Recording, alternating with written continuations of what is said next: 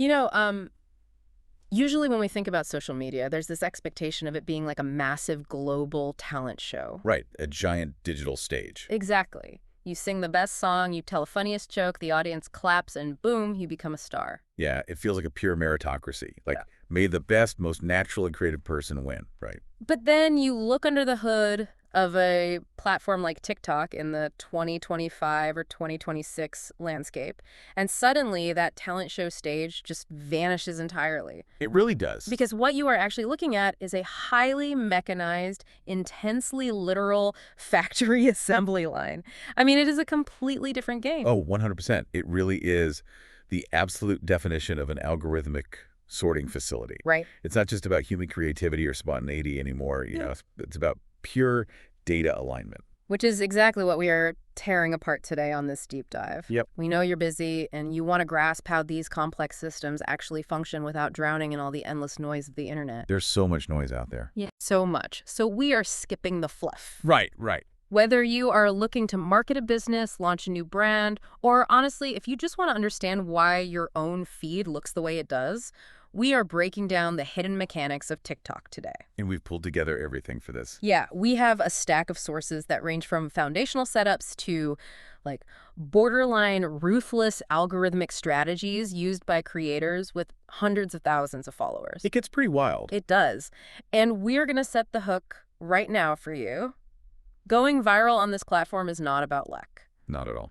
It involves settings literally hidden in submenus, AI tracking tools, hyper-specific math, and capitalizing on the fact that this app will actively, intentionally suppress your account if you do not play by its exact rules. Which, you know, can be a terrifying thought for a casual user. Oh, absolutely terrifying. But it's also a massive opportunity if you take a step back and actually learn the language the algorithm is speaking. Okay, so let's start with the absolute baseline, right? The foundational layer. Because even people who have been on the app for years completely miss this. Oh, yeah, all the time. So when you open the interface, you have your top tabs. Most people just live on the For You page, the FYP, which is obviously the main discovery feed. Right, that's the default. But you also have dedicated tabs for live streams, a STEM tab heavily pushed for science and math content, the Explore tab, your following feed, and that massive integration of the shop. Yeah, the TikTok shop is huge now. And the interaction mechanics there are pretty standardized across the board. You know, double tapping the screen to like a video, sharing, bookmarking to save it for later. Right, the usual stuff. Exactly. But it's the less obvious tabs that really matter for growth. Yeah. Like the Friends tab actively syncs with your phone contacts to build your immediate social web. To see who you know in real life. Yeah, mapping out who you know to cross-reference your interests.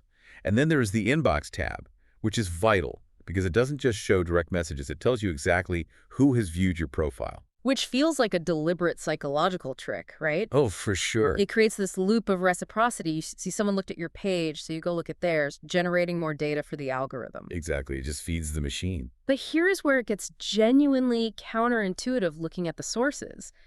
If you want to take this seriously and start uploading, one of the most consistent tips from top creators is to avoid using the mobile app entirely. Yeah, the desktop strategy. Which, wait a minute, isn't this the ultimate mobile-first experience? Why on earth would you use a clunky desktop computer for a vertical video app? It makes no sense. I know, it sounds totally backward at first glance. But if you think about what a serious creator actually does all day, the mobile app is a total bottleneck. Really? How so? Well, when you treat content creation as a structured workflow, you know, uploading bulk files, managing really detailed descriptions, scheduling posts for next Tuesday. Right, doing that on a phone sounds awful. Exactly. Doing all of that with two thumbs on a tiny glass screen leads to formatting errors and just, frankly, burnout. The desktop site offers precision. Ah, precision. Yeah, it gives you a much cleaner dashboard to manage the metadata of your videos. It's just a better workspace. Okay, precision. Treating it like an actual job interface. I like that. Yeah. So, you are on your desktop, you've got your layout, you filmed a brilliant video, and you hit upload. But wait. Yeah, you might have already ruined your chances of anyone seeing it because of one single hidden setting on your phone. The data saver trap. Yes! This is such a mechanical trap. I couldn't believe this when we read it. It gets so many people. So before you do anything, you have to go into the mobile app, go to your profile, tap the 3 lines in the top right corner, Go to Settings and Privacy and scroll down to Data Saver. And turn it off. You absolutely must make sure this is turned off. If it is on, the app automatically compresses your video uploads into a lower, fuzzy resolution. Yeah, and we really have to look at the underlying reason why this setting even exists in the first place. Which is? Server economics. I mean, they have over 1 billion users uploading massive amounts of data every single second. That is a lot of data. A huge amount. So compressing that video saves the platform an astronomical amount of money on server bandwidth. Oh, wow. So they want you to leave it on to save them money. Exactly. But in an algorithmic system that heavily prioritizes high-definition, visually engaging content to keep users on the app, uploading a low-resolution video is essentially asking the machine to ignore you. It's like buying a massive state-of-the-art 4K television just to watch old tracking VHS tapes on it. That is a perfect way to put it. You are bottlenecking your own potential before the algorithm even gets a chance to look at your actual content. Right, you're basically failing the basic quality assurance test right out of the gate. So let's say you fix that, the switch is off, you are uploading in pristine 4K. The app is getting top-tier data from you. And still, crickets. No views. Which means the algorithm isn't just judging the video file, right? It's judging you. Precisely.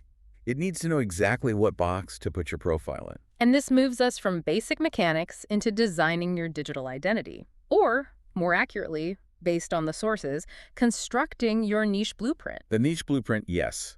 Because, and this is important, the platform will intentionally decrease your views and stunt your growth rate if it doesn't like what it sees. Yeah, not by mistake. By design. Exactly. It's a deliberate throttling. This completely blew my mind. They call it a shadow ban or an account restriction. Right. And the crazy part is the platform actually gives you a diagnostic tool to check if they're doing this to you. You can go into TikTok Studio, scroll to more tools, and run an account check. It's very transparent about it. Yeah, the system will explicitly tell you if it is holding your page back. And usually it holds you back due to outstanding issues you might not even know about. Things like accidental copyright claims from background music, community guideline flags, or even unoriginal content flags. So it's protecting itself. Right. The algorithm's primary directive is to protect the overall user experience. If your account has a strike, it physically will not let you go viral. It quarantines your profile so your mistakes don't infect the broader For You page. Wow. Okay, so you run the diagnostic check and you're clear. No quarantine. You're good to go. Now you have to build a profile that the algorithm can instantly read and categorize. The aesthetics are straightforward, right?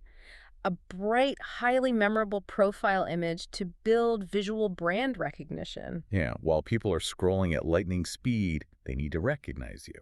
But the naming strategy, I have to admit, I really struggled with this one. You mean the SEO naming strategy? Yes, exactly. Search engine optimization applied to a social media handle. The strategy is that your actual profile name must explicitly include your niche. Right. So if your name is Rob and you make videos about artificial intelligence, your display name literally needs to be Rob the AI guy. Yep. Or if you're a doctor, your name has to be, like, dermatologist Sarah. See, I get the utility, but doesn't renaming yourself the niche guy feel incredibly tacky? Doesn't it feel completely robotic and spammy to a regular human user? I completely understand why it feels that way. It really does feel like you are stripping away your individual humanity just to become a categorical label. Exactly. But what's fascinating here, and what the sources emphasize, is how we have to completely redefine what this app actually is in the current era. Right, it's shifting. It is not just a social network anymore. It is fundamentally operating as a primary search engine. I mean, it rivals, and in some demographics actually beats Google for Gen Z users. Right, they aren't Googling best restaurants near me. They are typing it directly into the TikTok search bar. Exactly. So your name is not about ego, and it's not about sounding cool. It is purely about algorithmic signaling. Giving it the data it wants. Yes. The machine needs to match the text on your video thumbnail with your bio description and with your profile name to perfectly categorize you. If you make AI content, your bio needs to explicitly say keywords like AI tools, AI news, AI agents. Okay, so it creates a closed loop of data. Exactly, a perfectly closed loop. That closed loop concept makes so much sense. When you look at creators successfully doing this, like this medical creator from our sources, Dr. Jones. Oh, right, the weight loss guy. Yeah, he doesn't just call himself Dr. Jones online. His display name is literally lasting weight loss. Very literal. Very. And he takes it a step further by using the playlist feature on his profile to hyper-organize his content into rigid categories like GLP-1, AODD, insulin resistance, and weight loss stall. Right. He is treating his profile less like a personal diary and more like a highly organized filing cabinet, Exactly, a filing cabinet. which is exactly what a search engine algorithm wants to index. It wants structured data. And there is one more critical step to this identity design, which is training your own For You page. Oh, wait, I wanted to ask you about this. Yeah, if you want to grow in a specific niche, the sources say you must go out and actively follow 25 to 50 creators who are strictly inside that exact same niche. But how does who you follow dictate who follows you? I don't get that part. It works through clustering algorithms. Basically, by following 50 top creators in your specific niche, you are mapping out your digital neighborhood for the algorithm's backend. Oh, I see. Yeah, you're telling the machine, this is my community, these are my peers. Mm. And not only does it change the makeup of the videos you consume, but it helps the algorithm calibrate what kind of viewers it should assign to your profile. Because it groups your account with theirs. Exactly. It creates a cluster. Okay, so the algorithm knows exactly who you are, it knows what filing cabinet to index you in, and it knows what neighborhood you live in. Correct. Now, we have to actually feed the machine. What exactly is a creator supposed to post in this 2025 and 2026 landscape? Well, this is where the process becomes incredibly analytical. Almost scientific, really. Less art, more science. Much more.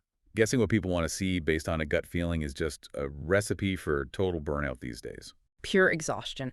And looking at the data from the sources, there are three main content formats heavily favored by the algorithm right now. Let's hear them.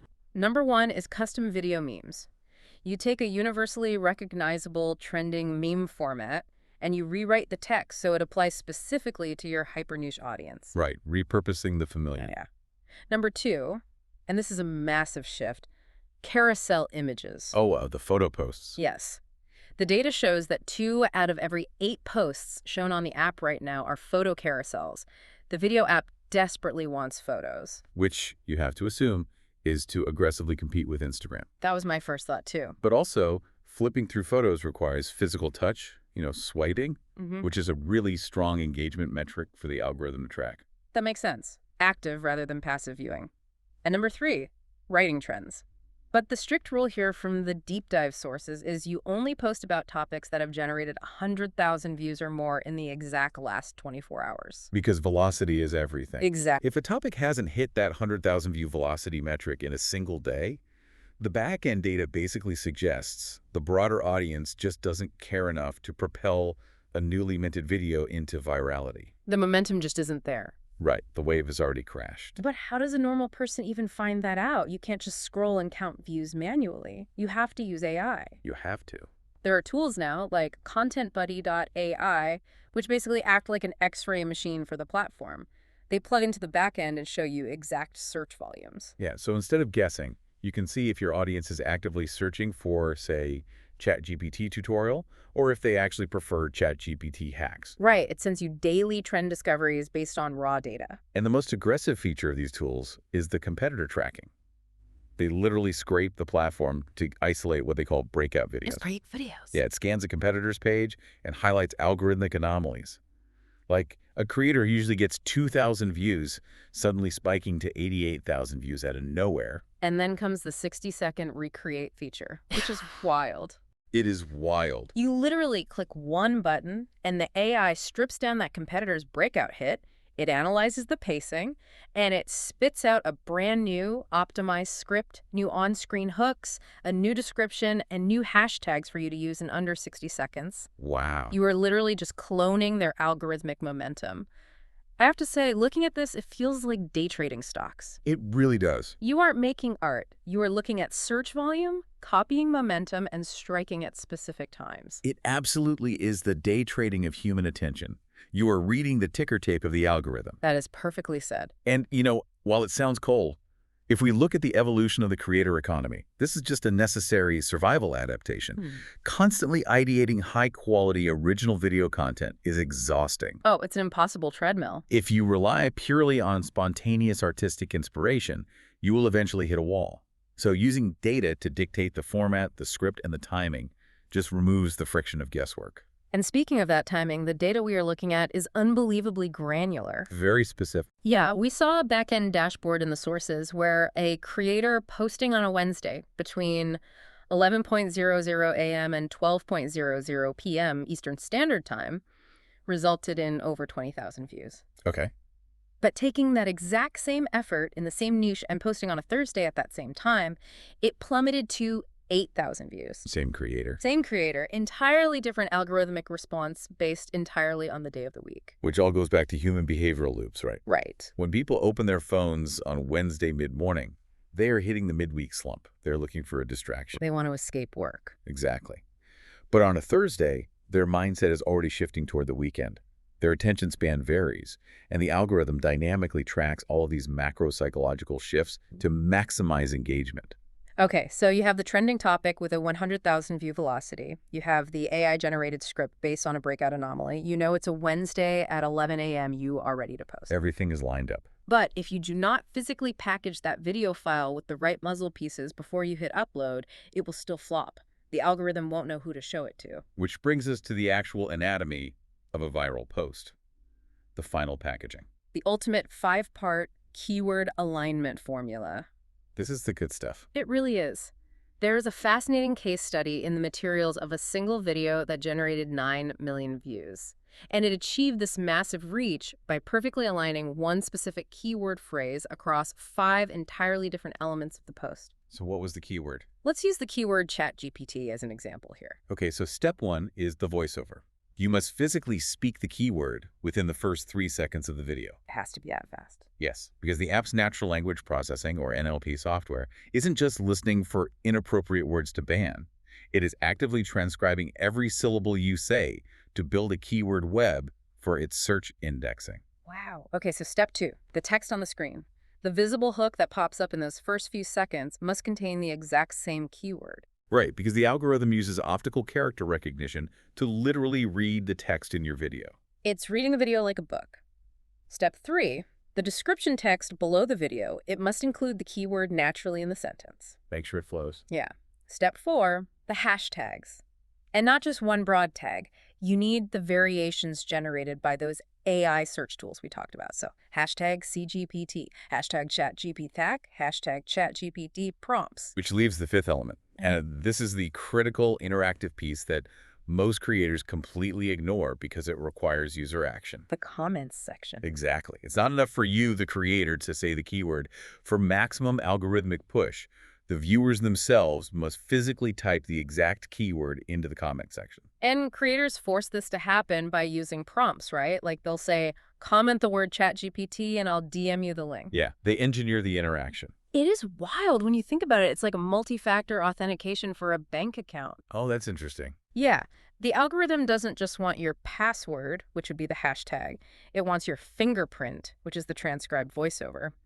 And it wants a text code sent to your phone, which is the audience typing the word in the comments. It is verifying the content's identity. That is a perfect analogy. It really is a multi-factor confidence score. A confidence score. I love that. The algorithm is checking to see if the audience's typed reaction matches the spoken word, the text on screen, the caption, and the hashtag.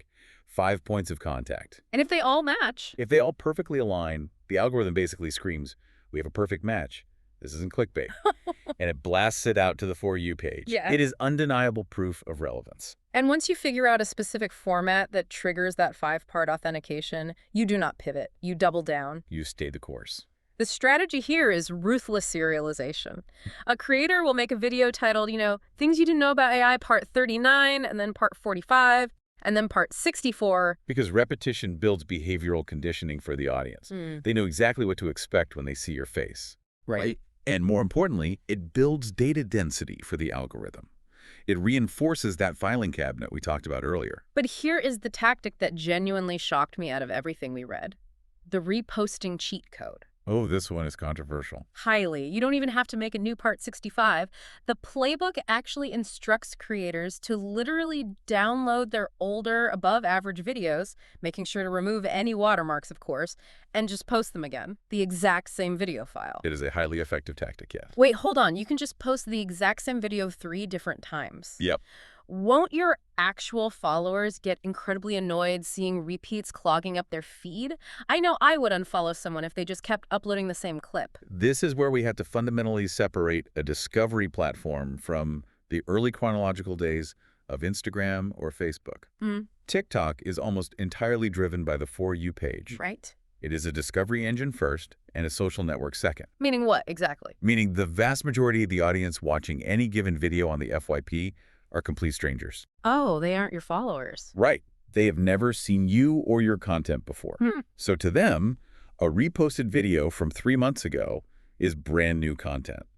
Repetition isn't annoying to the platform. It actually solidifies your digital footprint. You are just casting the exact same net into a completely different part of the ocean. Wow. That completely changes the paradigm of how you view a piece of content. It isn't a one-time broadcast, it's a reusable asset. Exactly. An asset. The rules for this reposting strategy are strict, though, according to the sources. You can never repost a video more than 3 times, or you risk getting flagged for spam. Right. There's a limit.